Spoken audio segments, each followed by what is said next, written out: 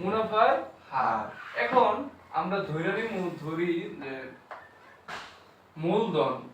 মূলধনটা আমরা কত ধরবো?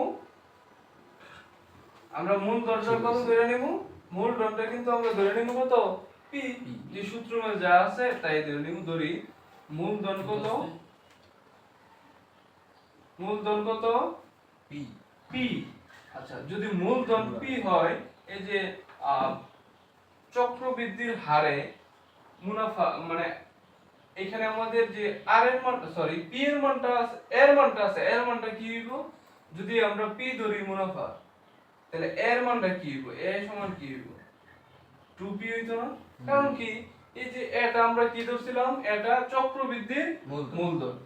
এই এটা চক্রবৃদ্ধি হইয়া মূলধনের কত গুণ হইব? দ্বিগুণ হইব। এর জন্য আমরা 2p দিছি। ঠিক আছে? এখন এই সূত্র